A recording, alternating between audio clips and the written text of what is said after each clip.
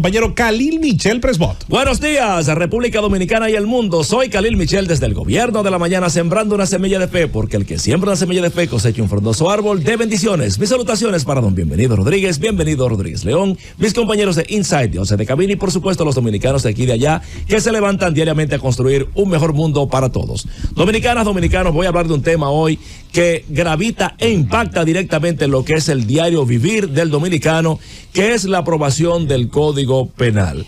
Y he visto una noticia que establece que los diputados están contra el reloj para aprobar el Código Penal, y yo digo que los diputados están contra la sociedad de aprobarse ese Código Penal como está.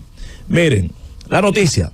Se habla de que a 10 días de concluir la presente legislatura para la aprobación de este Código Penal, pues hay una serie de elementos que están presentes allí que pudieran, digo yo, lastimar lo que es la paz y la estructura social de República Dominicana. Hay que recordar que las leyes no se aprueban por falta de tiempo o porque tengan perención para su aprobación. Se aprueban como medio, como vía para lograr un estadio de situación que permite el bienestar y el desarrollo de la gente en civilización. Pero hay 3 ejemplos en ese Código Penal que quiero tocar que son altamente preocupantes para la sociedad dominicana. Primero, la prescripción o no prescripción de la corrupción. Segundo, la penalización de la deportación forzosa, tipificándola como crimen de lesa humanidad. Y 3, la violación entre parejas. Vamos con el primero. Prescripción o no prescripción de la corrupción. Se ha establecido la modificación del artículo 328 del Código Penal, en donde se habla de que no debe prescribir lo que es la corrupción pública. Ya recuerdo en el marco del conocimiento de uno de los procesos que el Ministerio Público Independiente sigue contra los encartados del PLD, cuando el magistrado Ortega estableció como jurisprudencia que la corrupción no prescribía. Sin embargo, lo que se está pidiendo por parte de los accionantes de la sociedad civil es que se vaya con todo el peso de la ley contra la corrupción pública administrativa. Pero ¿y la corrupción privada, amigas y amigos? ¿Qué pasa con ese evasor? ¿Qué pasa con ese que es prevaricador junto con el funcionario público? ¿Qué pasa con ese que no por 4 años de un gobierno, hasta por 8, es más, el que más ha durado 16 en democracia, que es el PLD? ¿Qué pasa con ese que tiene 50 años ordenando la teta del Estado sin tener ningún nivel de consecuencia? Entonces, por un principio de igualdad, debería de incluirse y verificarse o penalizarse también la corrupción privada de ese maldito evasor. Dime, Felipe. Lo que pasa es que un sector privado tiene sus leyes. Ahora, cuando tú administras fondo público y tú incurres en una violación como funcionario público, obviamente es que es distinto y es diferente. Y la corrupción privada está ahora. El funcionario público no puede ser corrupto. No debe ser corrupto porque está administrando los recursos de todos. Entonces, ¿qué es lo que entonces usted cayó en la trampa, querido amigo? Porque no puede haber un funcionario público corrupto sin un empresario corruptor. No necesariamente. Pero claro que sí, porque la prevaricación se da en virtud. Mira, por ejemplo, el caso de que hablábamos con el tema de Brecht. Es el único caso donde usted ve que hay condenados por un tema de soborno sin sobornado.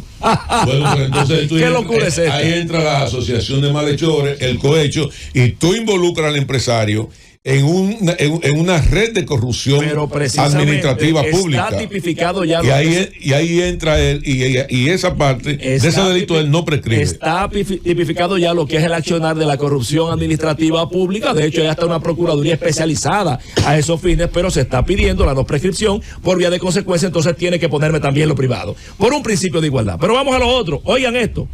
Penalización de la deportación forzosa, declarándola crimen de lesa humanidad. Señores, estamos hablando que el numeral 11 del artículo 86, dígame, mi querido doctor. En el aspecto de la corrupción como un tipo penal, el enfoque, igual que usted, yo creo, que debe ir en la medida no solo de la privada, sino pienso, igual que una parte importante de la sociedad, de que inclusive verificar si podemos, de que no prescriba. Ahora, hay que reconocer que estamos avanzando, porque en el código actual no existe ese tipo penal. Por eso no existe la corrupción como tal, como un tipo, definida como la estamos haciendo nosotros, con los caracteres punitivos. Esto es un avance. Hoy, a partir del código, tendrá una herramienta concreta que explica el concepto como tal de la corrupción pública, sobre todo administrativa, que hoy no existe actualmente. Independientemente del aporte correcto que hace nuestro querido jurisconsulto y hermano Aníbal, lo importante es, como dijo la monjita, a todos, porque se es muy virulento con el tema de lo público, pero lo privado nadie lo toca cuando son tan cómplices como aquel prevaricador público que, usando fondos del Estado, pues se enriquece, pero no lo hace solo. Es como eso de que 40,000 millones de pesos y hay posibilidad de robarse o distraer 40,000 millones de pesos si no es con el concurso de gran parte del tejido empresarial dominicano. Por favor. Pero vamos otra vez a lo que decía con el tema de la deportación forzosa establecida como crimen de lesa humanidad. El numeral 11 del artículo 86 de la presente modificación está planteando una pena de 40 años de cárcel para aquellos que impetraran o que obligaran a salir forzosamente o ser deportados de cualquier manera como autoridad en República Dominicana. Esto haría una dificultad seria para que pudieran las autoridades poder manejar el tema de la repatriación, deportación o sencillamente segmentación de República Dominicana de los que se encuentren de forma ilegal en el país. El doctor Wilson Gómez, presidente del Instituto Martiano, sobre todo hoy en ocasión de la conmemoración de la fundación de la Trinitaria, ha establecido una protesta pidiendo formalmente que se saque, que se segmente, que se quite ese articulado de ahí. Porque, dice él, cito, este precepto legal afectaría las operaciones de repatriación de población extranjera, especialmente la haitiana, cuya presencia es masiva en nuestro país. Entonces, digo yo, ocupación pacífica de los haitianos. Ahora, con esta penalización de las autoridades y encima con lo que establece el artículo 185 y el 299, que este flamante Código Penal ha introducido el tema de la discriminación, usted verá a los haitianos e ilegales invocando discriminación por color de la piel o por nacionalidad y entonces encauzando a las autoridades dominicanas para que no puedan pues ejercer el rol de proteger la soberanía nacional, haciendo causa común con la ONU, con ACNUR, con la Organización de Estados Americanos, con la Comisión Interamericana de Justicia, que va siempre en menoscabo de la soberanía dominicana. Entonces, eso es una barbaridad que no podemos tolerar. Pero vamos al otro tema, la violación entre parejas. Miren, la semana pasada el diputado Eugenio Cedeño se lo comieron vivo por un planteamiento que hizo, que fue equivocado en la forma, pero en el fondo lo que él estaba planteando hay que atenderlo. Porque Eugenio, que gracias a Dios fue incluido en la comisión especial junto con Aníbal, que estudia y otros legisladores lo que es la aprobación de esta pieza legislativa, pues podrá haber una mente sensata que pueda ver algunos aspectos. ¿Por qué lo digo? Porque la ley 2497 sobre violencia intrafamiliar en República Dominicana tipifica de manera especial lo que son estas conductas o inconductas entre parejas que tienen una nominación o una naturaleza distinta a lo que son las interacciones entre gente particulares que no tienen ningún tipo de vinculación ni marital ni de ninguna índole. Por ejemplo, habla del artículo 309. Dice el artículo 309 de esta ley 2497 de violencia intrafamiliar lo siguiente, numeral 3, cito, se castigarán con la pena de 5 a 10 años de reclusión a los que sean culpables de violencia cuando ocurran uno o varios de los siguientes hechos. Y enumera varios, entre los cuales están penetración de la casa, cuando cause grave daño corporal, cuando el agresor porte un arma, si ingiere, incitar, obliga a la persona, hombre o mujer, a intoxicarse con bebidas alcohólicas, embriagantes, droga, para que altere su voluntad para tener el sexo. Entonces, cuando usted ve eso, hay una clara visión del legislador para proteger lo que es ese vínculo de ese contrato no escrito en muchas oportunidades de las parejas.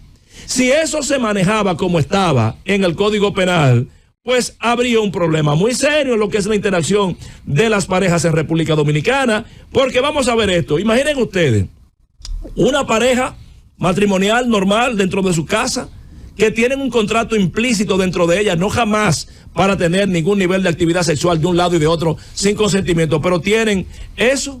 Y como dice mi hermana Susana Gotró, inician las hostilidades, es decir, inicia el juego amoroso. Y a mitad de camino, después del asunto arrancar, pues ella dijo que no. O sencillamente concluyó y después dijo que no. ¿Qué pasa ahí? 10 para el hombre. Pero además, oigan esta otra.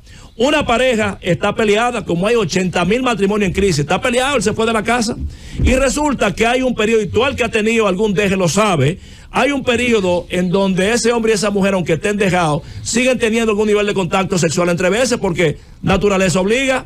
Y entonces resulta que un día él va a la casa, tienen sexo, pero él no vuelve para la casa. Ella se encojona por eso y lo acusa de violación. ¿Qué vamos a hacer? 10 para ese hombre. Pero otra cosa, hay una pareja de novios, son amantes, y se dan 2 traguitos de vino y se meten en rumba. Tuvieron sexo y ella queda embarazada. Pero resulta que él es casado. ¿Qué va a hacer él? ¿Acusarla a ella de que lo embriagó para que le metan 10 años a ella? Por Dios, es una locura. Entonces, si eso va a ser así, como lo estaban planteando estos legisladores, pues entonces cuando se vaya a consumar un acto sexual, José Luis, va a tener la gente que tomar un celular, Un notario, coge el tuyo, mami. y un notario. Y un notario, pero está bien, en ausencia del notario. Oye, mami, coge el celular, ven, graba, que yo también estoy grabando. Mira, vamos a tener el acto sexual y vamos a hacer tal y tal posición, pero no vamos a hacer así y por tanto tiempo. Coño, por amor de Dios, estamos locos.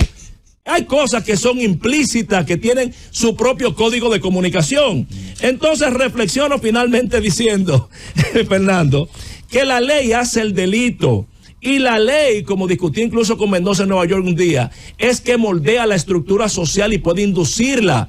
Fíjense lo que está pasando en Nueva York ahora, que con la despenalización de una serie de infracciones en virtud del tema de que los ricos podían pagar fianza y los afroamericanos, los negros, no podían, despenalizaron una serie de cosas. Y después que Giuliani saneó esa ciudad, que era modelo de paz y de urbanidad, hoy día están viéndose cosas que ni siquiera aquí se ven. Lo último que están haciendo las bandas venezolanas en Nueva York es que en Central Park se suben encima de las matas y cuando los turistas pasan se le tiran como si fueran monos salvajes, atracando con machete, atracando en pasola. Los bodegueros han tenido que armarse y tener botones de pánico. Una locura. ¿Por qué? Por una mala administración de la ley, lo que significa que una mala concepción de una legislación daña la estabilidad social de un conglomerado. Entonces, en este contexto, la aprobación del Código Penal, como está en el marco de la no prescripción de corrupción, de la penalización de la deportación forzosa y del tema de violación de parejas, atenta contra la estabilidad social en República Dominicana. Y eso es por esa amenaza de ese populismo congresual que en vez de pensar en la sociedad, está pensando en su popularidad. Y les recuerdo que justamente por la popularidad fue que no indultaron a Jesús y pidieron la liberación de Barrabás. Por eso finalmente les digo, amigas y amigos, que este tema de que porque el código tiene 15 años discutiéndose, urge 20 dice Aníbal, porque tiene 20 años en su proceso de aprobación, lo debemos aprobar. Les recuerdo que la prisa es la peor compañera de viaje. En conclusión, lo importante es que los diputados, si están contra el reloj para la aprobación del Código Penal, yo pienso que está contra la sociedad de aprobarse como está, porque este Código Penal, de aprobarse como está planteado, es un atentado al equilibrio social dominicano. Ahí se los dejo.